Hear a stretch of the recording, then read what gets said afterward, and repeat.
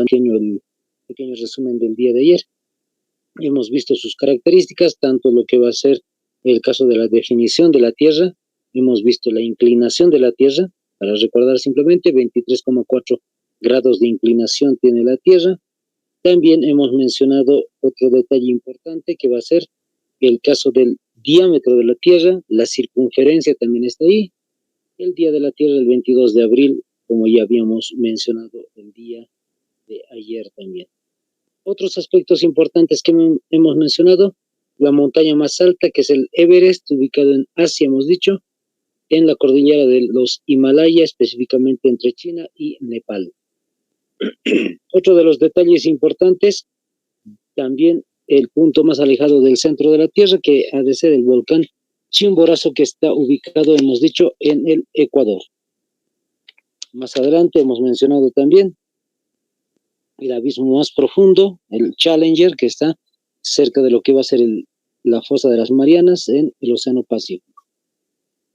Posteriormente hemos ido revisando, como están viendo ahí en la imagen, el caso de las capas de la Tierra. Hemos mencionado justamente las 5 capas de la Tierra el día de ayer, hemos dado sus definiciones muy concretas de lo que es cada una de estas, hemos mencionado también el agua salada, dulce, etcétera, las definiciones de lo que va a ser la litosfera, manto y el núcleo. Ahora, otro de los detalles importantes que también se tiene que mencionar, sáquenle una capturita, son las placas tectónicas.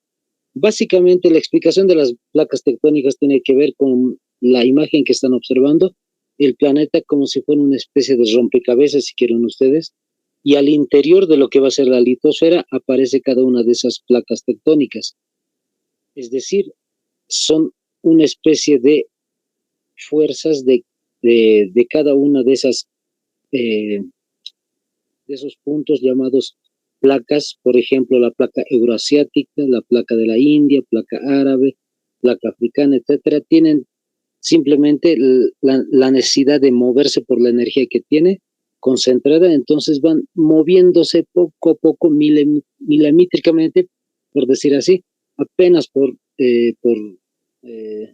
pequeños simplemente distancias.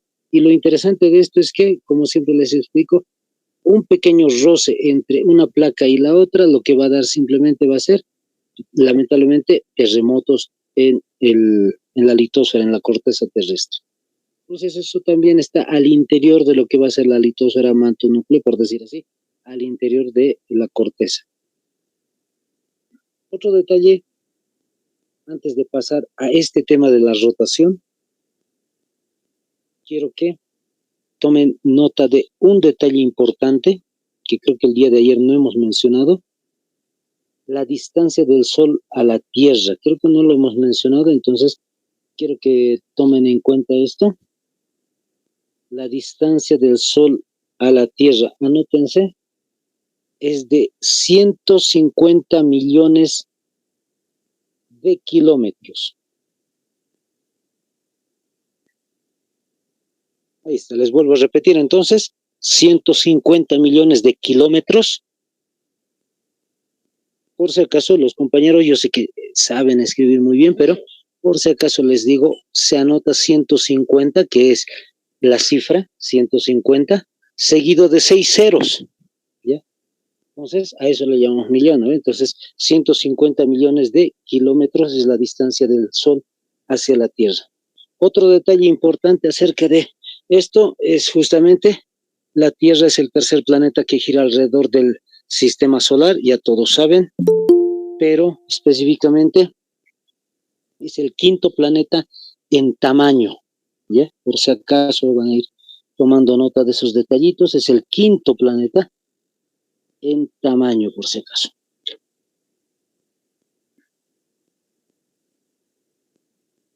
Ahora, otra de las características importantes de la Tierra va a ser que tiene un satélite natural, anótense, la Luna. En el caso de la Luna, tiene una distancia en relación a la Tierra de 385.000 kilómetros. Les vuelvo a indicar, 385.000 385 kilómetros. 385 kilómetros, entonces, es la distancia del Sol, perdón, de la Luna hacia la Tierra. Justamente la relación que tienen entre estas dos. Un primer detalle importante, anótense, va a ser el caso de la composición de la Luna.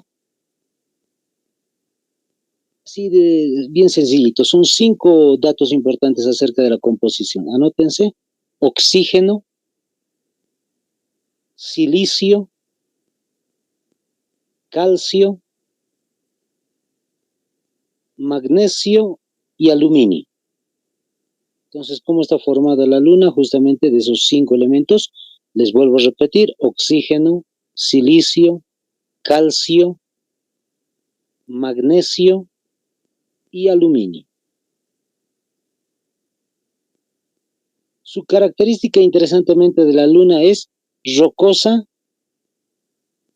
y lo interesante, tiene también muchas cuencas, es decir, una especie, si quieren ustedes, de mares, se les conoce como mares viejos, antiguos, por decir así, y también cráteres, e incluso, fíjense, otra característica importante, montañas. Una de las montañas más altas allá en la Luna, se dice, anótense, mide 9.140 metros. 9.140 metros, entonces, de altura. Es una de las montañas más altas de la Luna. No tiene un nombre específico, solamente mide 9.140 metros y nada más. Ese es el dato importante.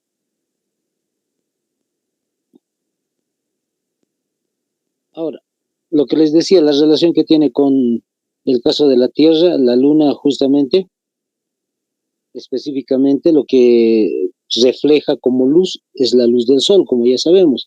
Por sí sola la Luna no tiene iluminación, sino que sirve, por decir así, como una especie de espejo simplemente. La iluminación del Sol choca en la Luna y se refleja la luz del Sol en la Luna, y por eso es que en las noches nosotros podemos ver la Luna como si tuviese iluminación. Listo, algunos datos acerca de, entonces, lo que va a ser la Luna. Ahora sí, vamos al otro dato que me interesa destacar. Anótense: los movimientos de la Tierra. Movimientos de la Tierra.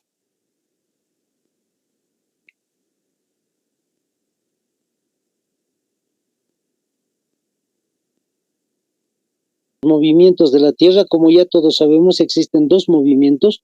Uno va a ser el de rotación y el otro va a ser el de la traslación. En el caso de la rotación, sáquenle una capturita, también anótenlo en su cuaderno, no se vayan a olvidar.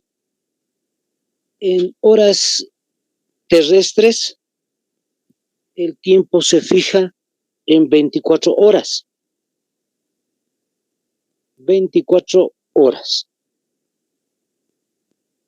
Pero, como se dice, en tiempo astronómico, les vuelvo a repetir, tiempo astronómico, como están observando ustedes ahí en la imagen, se mide de esa manera: 23 horas, 56 minutos y 4 segundos.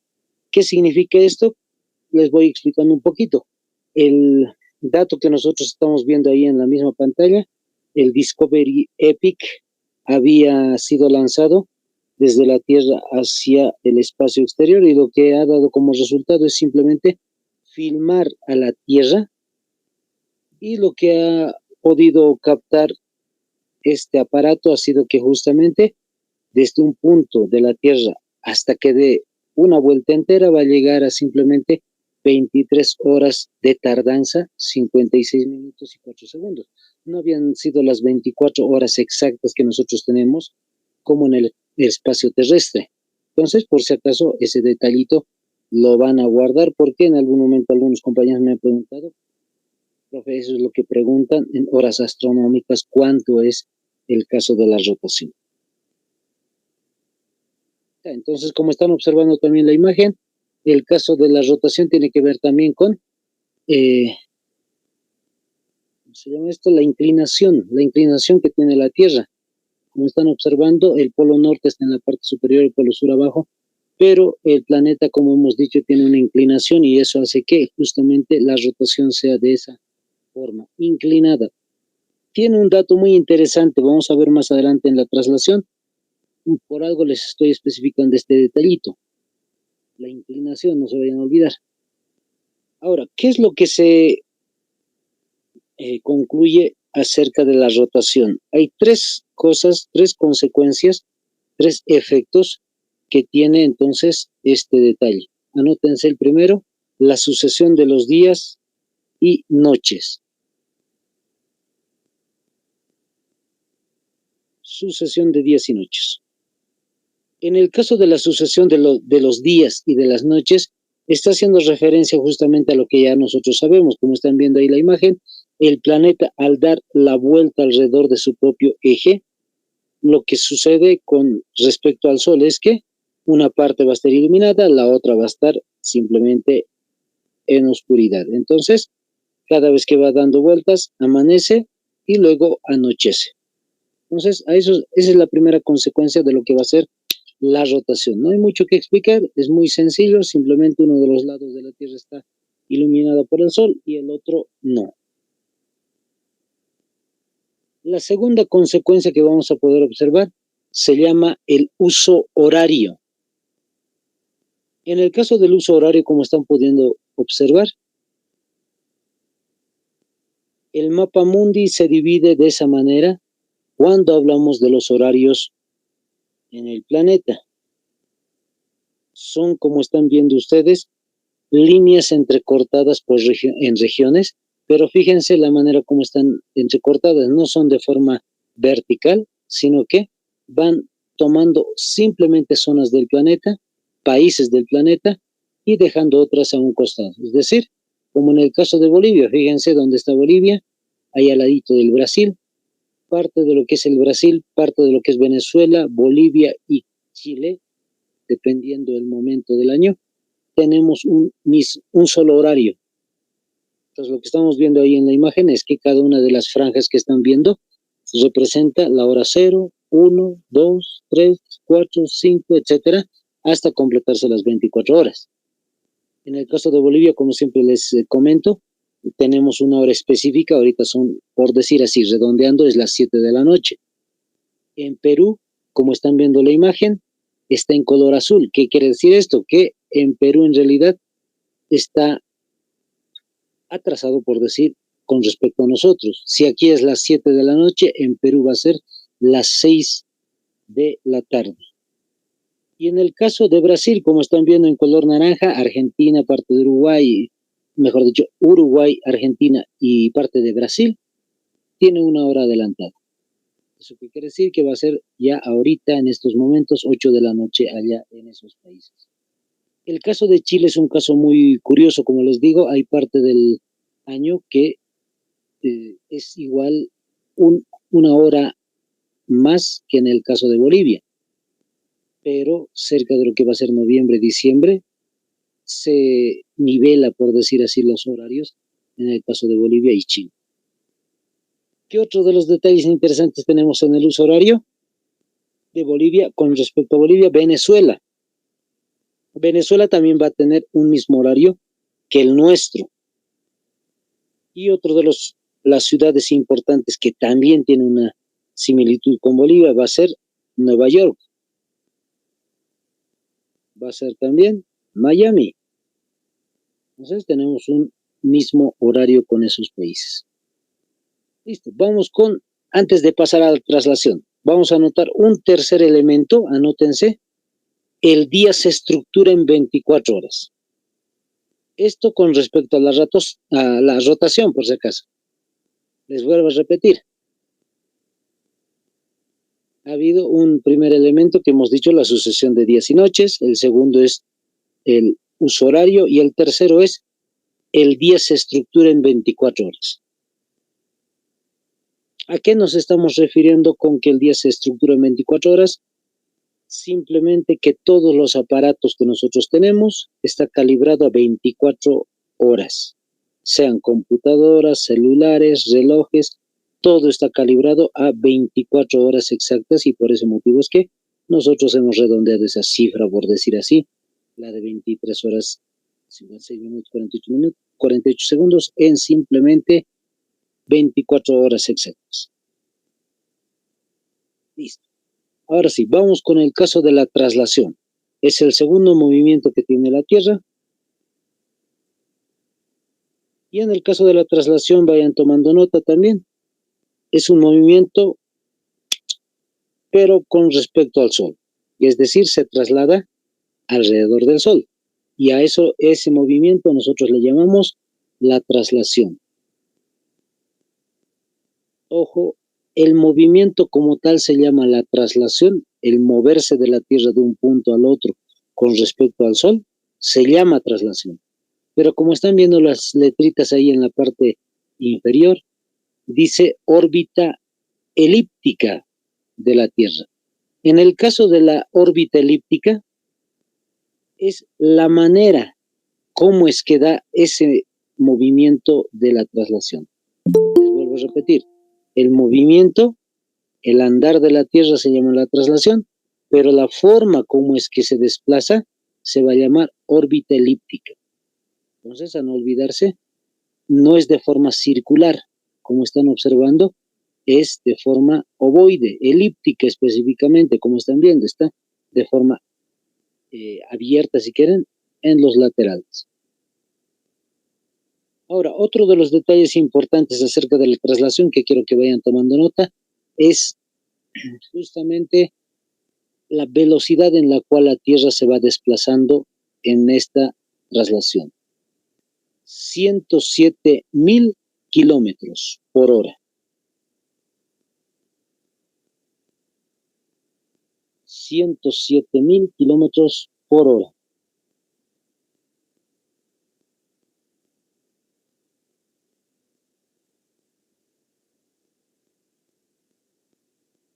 Ahí está. Entonces, esa es la velocidad. En una hora que vamos a pasar clases nosotros, compañeros, estamos avanzando 107.000 kilómetros por hora. Si hemos dicho nosotros que un kilómetro, simplemente un kilómetro tiene 1.000 metros, entonces imagínense el desplazamiento de la Tierra, con qué velocidad está dando vueltas alrededor del Sol en estos momentos, 107.000 kilómetros por una hora, pero al mismo tiempo está dando una vuelta en su propio eje. Como muchas veces les digo, gracias al Señor no sentimos nada, pero ahorita nos estamos moviendo a una gran velocidad, compañeros. El tiempo de la traslación, que ya lo han visto ustedes, ahí está un costadito también en la parte superior, 365 días, eso significa un año entero. Eso ya lo sabemos toditos, todos sabemos que un año entero justamente se desplaza el planeta alrededor del Sol y eso le llamamos la traslación. Pero eso es en tiempo terrestre, en tiempo astronómico nuevamente se suma 365 días, más 5 horas, más 48 minutos y más 46 segundos. Exactamente ese es el tiempo que la Tierra tarda en dar una vuelta con respecto al Sol. Ahora, en este caso no se va a redondear la cifra de 365 días y simplemente así, sino que esas 5 horas, 48 minutos y 46 segundos lo que va a hacer es aparecer o hacer aparecer un nuevo día. Anótense por si acaso, esto se llama el año bisiesto.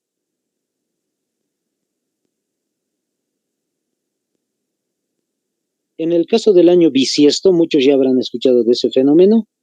Lo que sucede es que cada 4 años aparece un nuevo día en el calendario, específicamente en el mes de febrero. Van a revisar ustedes sus calendarios en el celular, los calendarios que tienen en casa, y es bien sencillito. Del año 2020, por ejemplo, ha tenido 29 días en febrero. Eso significa que el año 2021, febrero solamente ha tenido 28.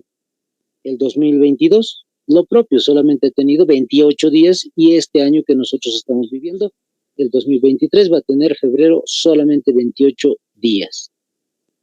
pero esto sucede, como hemos dicho, cada 4 años. Ya pasaron 3 años, 2021, 22 y 23, que febrero tiene solo 28 días. El año que viene, año 2024, entonces febrero va a tener 29 días nuevamente. Entonces, ¿qué estamos diciendo? Que las 5 horas, 48 minutos y 46 segundos de la traslación no se pierden, sino que se acumulan para crear un nuevo día en el mes de febrero. Les vuelvo a repetir, cada 4 años sucede eso. Ahí está. Eso es entonces el movimiento de la traslación. Y vamos con sus consecuencias. Una primera consecuencia de la traslación va a ser lo que están observando ustedes, la formación de las estaciones del año. La formación de las estaciones del año. Cuando hablamos de la formación de las estaciones del año, como están observando a su derecha de ustedes justamente, van a poder ver en el dibujito el planeta, pero entrecortado con una línea roja, es decir, con una flechita roja que está significando la rotación justamente que está desarrollándose en el planeta. Esa línea roja que están viendo está partiendo el planeta en 2 partes. En la parte más alta, es decir, en el polo norte, en el inciso A que están observando ustedes, en la parte superior es invierno y en la parte inferior que ven ustedes es verano, ahí donde dice solsticio 21 de diciembre. En ese dibujito, en esa imagen del planeta, están viendo justamente invierno arriba y verano abajo. ¿Por qué el invierno está arriba y por qué el verano está abajo? Muchos se habrán dado cuenta por la relación del sol. Fíjense, el sol, sus rayos llegan con más rapidez al lado sur, en el polo sur. Por eso es que es verano. Como los rayos del sol llegan más rápido directamente hacia el polo sur, entonces hace más calor. Pero como está con más distancia el polo norte, pues los rayos del sol van a llegar con más debilidad. Por eso es que es invierno. Si nos vamos de la figura A hacia la figura C, van a poder observar el mismo fenómeno, pero al revés.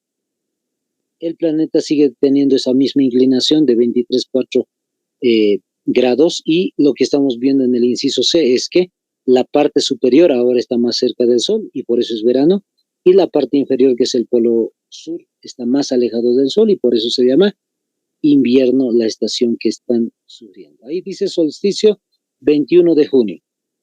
Hace poquito, hace unos meses, unas semanas atrás, hemos vivido justamente el solsticio de invierno, nosotros acá en el lado del polo sur, en Bolivia. A ver, entonces, dependiendo también los lugares donde vivamos, es primavera y otoño. Y esa es la forma como es que se desarrolla la formación de las estaciones del año con respecto a la traslación. El segundo detalle que están viendo ustedes tiene que ver mucho con lo que ya hemos explicado ahorita hace unos instantes. Con ese mismo movimiento que tiene el planeta, se desarrolla lo que se llama los extremos polares. Ya van a ir tomando notas siempre, compañeros, los extremos polares. Así se denomina, los extremos polares. En el caso de los extremos polares, existe, como pueden ver, la noche polar y el día polar. En el caso de la noche polar, como están observando, esto sucede en el Ártico, se van a notar, ¿ya? Esto solamente sucede en el Polo Norte, específicamente en lo que va a ser el Ártico, así se llama en el Polo Norte. Hay un bloque de hielo que ustedes saben que existe, y ese bloque de hielo se le llama el Ártico. Y anótense lo siguiente, ¿por qué se llama la noche polar? Es alrededor de 3 meses enteros, puede variar quizás un poco, de 3 meses que el Ártico está completamente en oscuridad. Es decir, las 24 horas por 3 meses enteros está en total oscuridad y por eso se llama la noche polar. Lo único que vamos a poder observar en esa oscuridad, cuando está terminando la noche polar, es lo que están viendo ustedes en la imagen. la aurora boreal. Eso es lo que se puede observar. A ver, un momentito, les voy a volver a mostrar la imagen, pero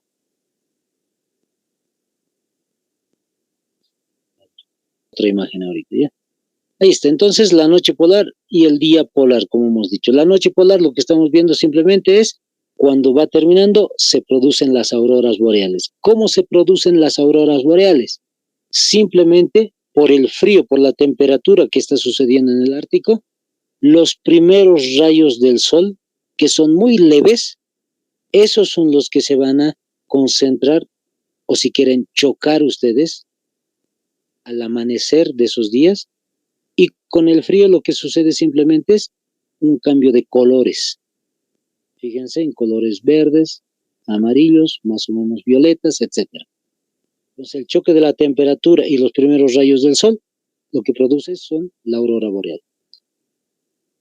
Ahora, en el caso del día polar, sucede todo lo contrario. Esto también varía, es alrededor de 4 meses en el mismo Ártico, en el Polo Norte, que interesantemente el sol no se va a esconder para nada. Las 24 horas por 3 a 4 meses enteros no se va a esconder el sol para nada. Por eso están viendo esa imagen.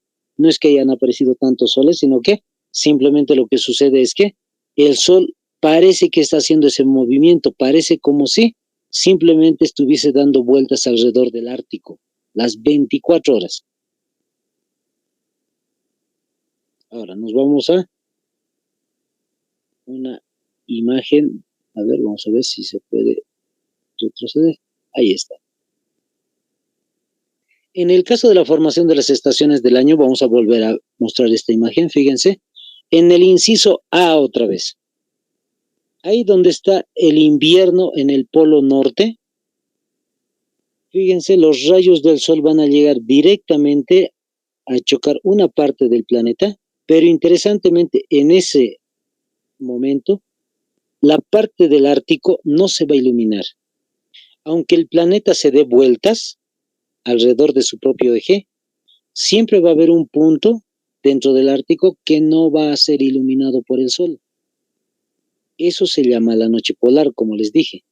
Va dando vueltas el planeta sobre su propio eje, pero una partecita del Polo Norte no va a ser posible de que el sol llegue hasta ese punto.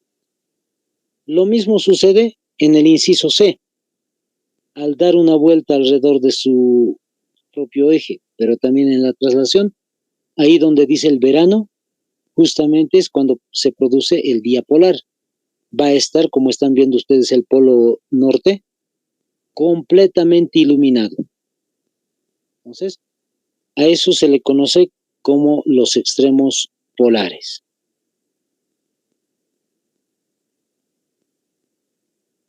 Esas son las únicas dos consecuencias que se tienen acerca de la rotación y la traslación, y en este caso la traslación, ¿ya? Ahora sí, vamos con otro tercer elemento, otro subtítulo. Anótense las líneas imaginarias. En el caso de las líneas imaginarias, como están viendo ustedes, son líneas cortantes, imaginarias simplemente, como hemos dicho, ideales, que cortan el planeta en diferentes cuadritos, como están viendo ustedes. Hay líneas de forma vertical, líneas de forma horizontal, que simplemente hacen que el planeta se vuelva en pequeños pedazos de cuadraditos. Nos ayudan justamente para poder saber las longitudes, las latitudes de cada una de las naciones y continentes donde están justamente ubicadas cada uno de los países por sus continentes. ¿A qué me voy? Vamos con este detallito. Comencemos con esta explicación. El primer tipo de línea imaginaria, anótense, inciso A si quieren ustedes, número 1, depende. Anótense, es los meridianos. En el caso de los meridianos, ¿qué dice ahí? Son líneas de tipo vertical. No se vayan a olvidar para nada eso, ¿ya? Son líneas, pero verticales. Es decir, ¿qué dice la explicación a un costadito? Vamos a leerlo. Dice, Los meridianos son líneas imaginarias con dirección norte-sur. Por eso dice que son líneas verticales, vienen de norte hasta el sur, que se distribuyen desde el polo norte al polo sur y dividen la Tierra en dos hemisferios, el llamado occidental y oriental. Ahorita vamos a ver una imagen sobre el caso de los hemisferios. ¿Qué más dice? Los meridianos sirven para indicar la longitud, que es la distancia este-oeste, medida en grados desde cualquier punto de la Tierra, tomando como referencia el meridiano de Greenwich. Esto es lo que quiero que tengan anotado en sus cuadernos. ¿Cuál es la línea central de todo el planeta cuando hablamos de los meridianos? Ahí, como hemos leído al final, y está también en el dibujito, el meridiano de Greenwich. Anótense, subrayenlo. El meridiano de Greenwich, entonces, es el punto central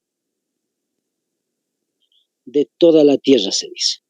Por eso van a poder ver ahí en la teoría, dice 0 grados de Greenwich. Entonces está en el punto central, no está ni más a un costado, ni más al otro, ni más arriba, ni más abajo. En el centro justamente dice. Ahora, el nombre de Greenwich, por si acaso, lo lleva porque los ingleses, al parecer, han desarrollado la investigación, y lo que se ha dicho es que por Inglaterra, específicamente por una localidad llamada Greenwich, pasaba la línea central del planeta. Por ese motivo es que tiene el nombrecito de meridiano de Greenwich. Hay una localidad en Inglaterra que tiene entonces ese nombre. Otro detalle importante, por si acaso, en la actualidad se han hecho otras investigaciones acerca de lo que va a ser el meridiano de Greenwich y el punto central de la Tierra, e interesantemente se ha podido observar que no pasa por Greenwich. Los investigadores dicen que pasa por 150 kilómetros más allá de Greenwich, pero el nombre, es decir, la nomenclatura, va a seguir siendo la misma, no se va a cambiar para nada. Ahora, las otras líneas verticales que están viendo a los costados, tanto lo que va a ser el meridiano o los meridianos oeste y los meridianos este, no tienen nombre específico, como están viendo. Solo el del medio tiene nombre de Greenwich y el resto de las líneas, fíjense, tiene solamente el nombre de este o llamado también oeste. No dejamos de decir meridianos, pero solamente se distinguen los que están después de la línea de Greenwich al occidente, es llamado meridianos este. Y los que están pues al otro lado son meridianos oeste. Listo. Vamos con el otro aspecto importante que va a ser el caso de los paralelos.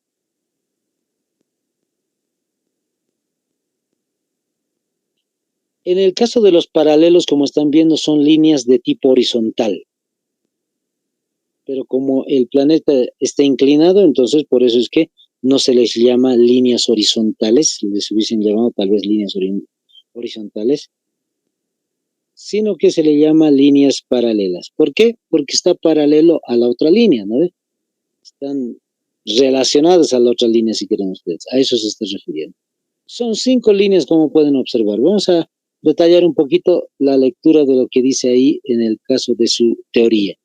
Son líneas imaginarias perpendiculares al eje terrestre con dirección este-oeste. Fíjense, en los meridianos hemos dicho de norte a sur.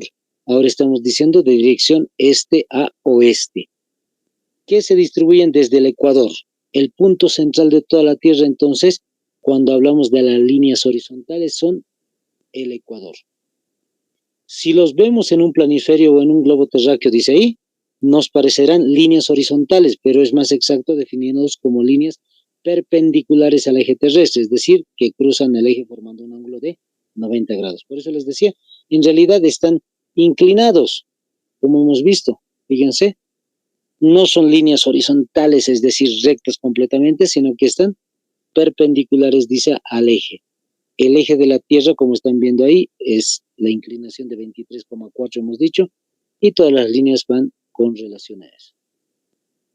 Saquen la capturita, ahí están los 5 nombres de las 5 líneas que tenemos como líneas paralelas. En el caso del primero, la línea del Ecuador. El punto central, entonces, de todas las líneas es el Ecuador.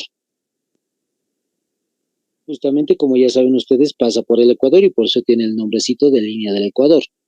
Está concentrado ahí el magnetismo del planeta también. Es uno de los puntos más interesantes en el Ecuador. Hay museos en los cuales se encargan de hacer esto, simplemente de verificar si está la magnitud ahí, es decir, de las fuerzas concentradas del polo norte y del polo sur en ese punto. Y lo hacen con un interesante experimento, colocando un huevito en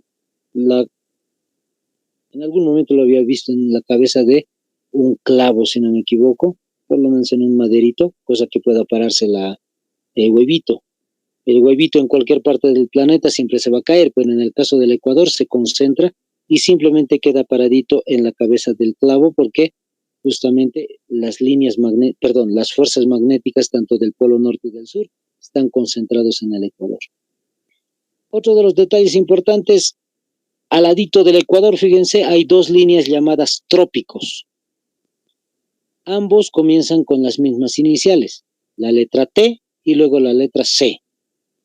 Trópico de Cáncer y Trópico de Capricornio.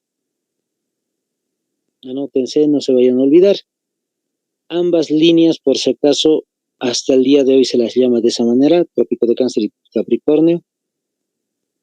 Aunque se han hecho investigaciones, igual que en el caso del meridiano de Greenwich, se ha podido observar que Cáncer ya no se puede observar desde ahí. Es decir, la constelación de Cáncer ya no se puede ver desde ese punto de la Tierra. Es simplemente, si no me equivoco, Géminis, si no me equivoco, Tauro, Géminis, se puede observar desde ese punto de la Tierra. Pero la nomenclatura, como hemos dicho, el nombre no va a cambiar. En la antigüedad se dice que desde ese punto de la Tierra se podía ver el Trópico de Cáncer y desde la parte sur de la Tierra se podía ver el Trópico de Capricornio. Entonces, hasta la actualidad se ha quedado con esos 2 nombres. En el caso de las 2 últimas líneas extendidas en los costados, en los extremos, fíjense, se llaman círculos. ¿Por qué se llaman círculos? Porque simplemente, si vemos el planeta en tercera dimensión, hay un círculo en la parte superior del polo norte y hay otro círculo en la parte inferior del polo sur, ¿no? Entonces, por eso que tienen el nombre de círculos polares. El de arriba, el Ártico, como ya hemos dicho, el Ártico está arriba, y el Antártico en la parte inferior. Listo, y así tenemos los distintos tipos de líneas imaginarias. Vamos con otro detalle más, otro aspecto que es importante. Anótense. Fíjense, ahí está un poquito el ejemplo de lo que son las líneas imaginarias que hemos dicho. Ahí está Greenwich, ahí está la línea del Ecuador. Ustedes cada vez que vean entonces el mapamundi o el planisferio, tal vez en un en un globo terráqueo que ustedes puedan tener, lo que estamos observando simplemente es las líneas que van entrecortando, como ya hemos dicho, en distintos tipos de grados. El grado 0 justamente va a ser la línea del Ecuador y el meridiano de Greenwich. Ahí donde cruzan ambas líneas es el grado 0. Posteriormente se van elevando 20 grados a los costados, 40, 60, etcétera, tanto por la parte norte y sur como por la parte del este y el oeste. Entonces las líneas imaginarias van a verse así en el mapamundi, como están observando ustedes ahorita, justamente entrecortando gran parte de los países a nivel mundial. Pero también tenemos este otro detalle que quiero que lo tomen en cuenta. Los hemisferios. Gracias a la línea del Ecuador y gracias al meridiano de Greenwich, lo que va a producirse son los hemisferios. Más concreto, fíjense, el meridiano de Greenwich es el que va desde norte hasta sur, hemos dicho. Justamente ahí dice meridiano, está bien clarito. En ese meridiano, esa línea que se llama el meridiano de Greenwich, ¿qué es lo que va a hacer? Parte el planeta en 2 partes, que se llama en la parte superior van a poder leer hemisferio occidental y el otro hemisferio oriental.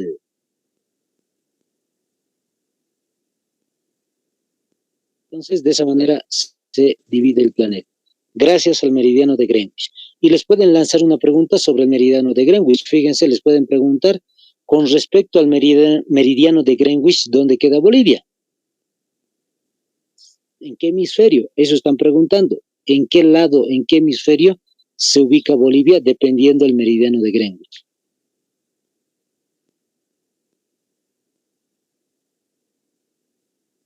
Ahí está. Entonces la respuesta ya sabemos, en el hemisferio occidental.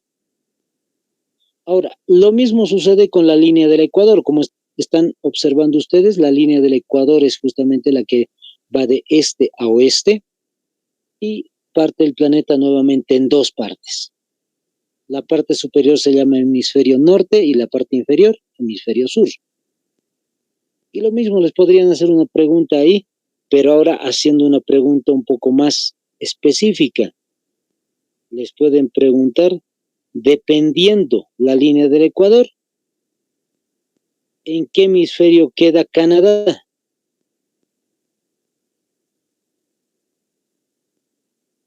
Entonces, uno tiene que conocer y saber dónde está Canadá para poder responder eso. Canadá está en la parte norte de Norteamérica. Ahí donde dice América del Norte, está Estados Unidos, pero en la parte superior, ahí donde están los archipiélagos y demás, ahí está Canadá. Entonces, de esa manera se puede responder. Incluso les pueden hacer preguntas variadas, ¿no? Dependiendo la línea del Ecuador y el meridiano de Greenwich, ¿dónde queda específicamente el río Nilo? Todos sabemos que está en el África. Entonces, específicamente, ¿en qué posición se encuentra? En el hemisferio oriental norte. Específicamente es el hemisferio oriental, pero en el norte. De esa manera, entonces, se podría ir respondiendo el caso de los hemisferios. Vamos a otro subtítulo que tiene que ver ahora con los continentes. Este es más sencillo de explicar, como ustedes están observando, es más facilito. Lo que estamos viendo ahí a continuación es simplemente el nombre de cada uno de los continentes que tenemos en el planeta. Y otra de las cosas importantes que estamos observando es el tamaño de cada uno de los continentes. Y fíjense, está en orden. Toditas las cuatro primeras, es decir, los cuatro primeros continentes están con la inicial A. El segundo, es decir, en este caso el quinto, la segunda vocal me refiero, Europa. Y finalmente el sexto continente, Oceanía. Y está en orden. Y si han ido pasando clases de lenguaje, chicos, facilito también está. Son la división de vocales fuertes y vocales débiles. Las vocales fuertes justamente son A, E, O. Entonces, de esa manera está desarrollado. Como siempre les digo a los compañeros, traten de jugar con todo tipo de información para que sea más facilito, más agradable y más sencillo para ustedes el tratar de recordar y memorizar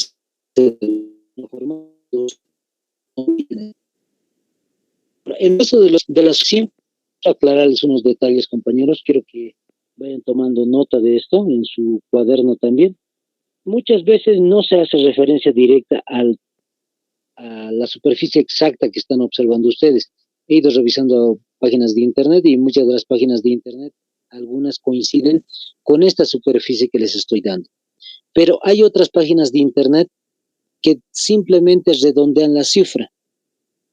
Entonces, Asia aparece muchas veces como 45 millones de kilómetros cuadrados. Así de sencillo. Entonces, tienen que tratar de recordar tanto lo que va a ser el redondeo más que simplemente la cifra. ¿Por qué? Porque si ustedes buscan en Wikipedia, buscan otras páginas de internet como National Geographic o la ONU u otras más específicas acerca de geografía continental, lo que van a poder ver es que todas varían. ¿Por qué? Porque nunca se ha hecho una medición exacta, no se ha podido hacer un cálculo exacto de cada uno de los continentes. Por ese motivo es que va a ir variando simplemente. Entonces se redondea 45 millones Asia, En el caso de América, 43. Hay algunos, he visto muchas veces en láminas, incluso en, si no me equivoco, en libros, dice 42 millones de kilómetros cuadrados. Pues a veces sufre esa variación, lamentablemente. 43 dicen muchas páginas de internet, lo que he buscado, pero en algún caso en textos de sociales o en láminas dicen 42. Ya eso van a tener mucho en cuenta. África no hay mucho lío. En cualquier página de internet o texto siempre dice 30 millones de kilómetros cuadrados. La Antártida tampoco, como están viendo, es un bloque de hielo, entonces no se han hecho cálculos tampoco de ello.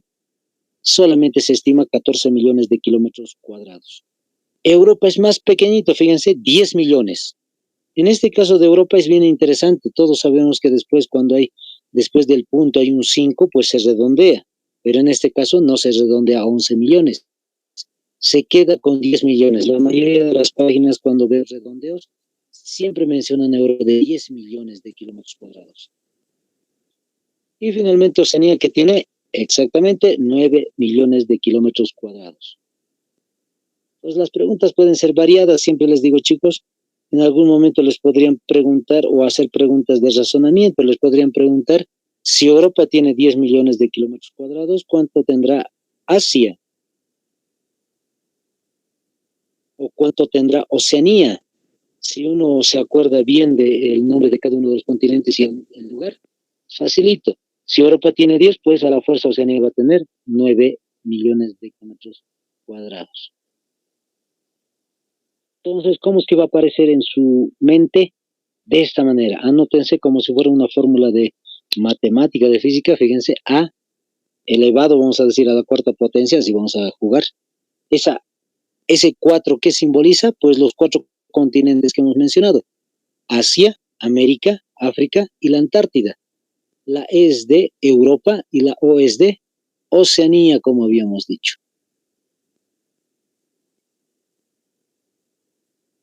Entonces, a no olvidarse para nada, compañeros, esta pequeña fórmula que estoy mencionándoles. Vamos al otro punto, el caso de los océanos. En el caso de los océanos tiene la misma explicación acerca de los continentes, le pueden sacar una capturita tranquilamente ustedes, pueden anotarlo en su cuaderno también.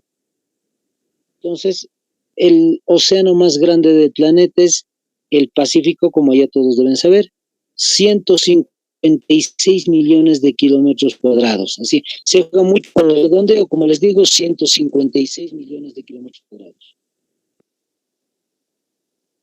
Ahora, lo interesante del Océano Pacífico es que hay algunos textos que sobredimensionan un poco el Océano Pacífico. Es un dato por aquí, 165 mil kilómetros cuadrados. Pues van a tener mucho cuidado. Lo específico que tienen que saber, todos saben que el Pacífico es el más grande, pero su tamaño de 155, 156 más o menos, ese tendría que ser el redondeo que ustedes tienen que ver, ¿ya? Por si acaso. Otro detalle importante, siempre les comento a los compañeros, si nosotros sumáramos todos los continentes, es decir, toda la tierra seca, los sumamos toditos y de forma imaginaria metemos todos los continentes al Océano Pacífico, tranquilamente entran en el Océano Pacífico todo lo que es las tierras secas, las islas, todo, y sobra campo inclusive. Para que vean que hay mucha cantidad de agua en el planeta. Si metemos todos los continentes en el Océano Pacífico, sobra campo. Es ok, 4 océanos más.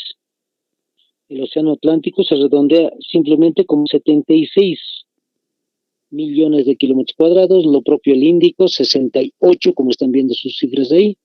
El Océano Glacial Antártico, que está en el Polo Sur, es de 20 millones, y el que está en el Polo Norte es de 14 millones de kilómetros cuadrados. Entonces, de esa manera se va distinguiendo justamente los océanos en el planeta. Como estamos viendo en la imagen, por si acaso les voy aclarando un poquito, la parte donde está, vamos a hacer referencia así, la letra A, donde está comenzando la letra A, como muchos saber, todo es el Océano Pacífico, toda la parte donde está la letra A, todo en la parte de atrás hasta llegar a Australia, China, toda la parte de atrás del mapa, les digo, imaginen que es un planisferio y toda la parte que está detrás de todos los continentes es el Océano Pacífico, así de gigantesco es. Alguien nos decía una vez, todo lo que está detrás de los continentes en la parte de atrás oculta, eso es el Océano Pacífico, gigantesco. Luego, la parte ahí donde hemos colocado el 4, en pequeñito, ahí es justamente el Océano Atlántico, muy conocido porque está justamente parte de Estados Unidos, Canadá, Brasil, Europa, porque esos países son los países un poco más industrializados, comerciales, entonces es muy famoso el Océano Atlántico. Ahí donde está la letra O,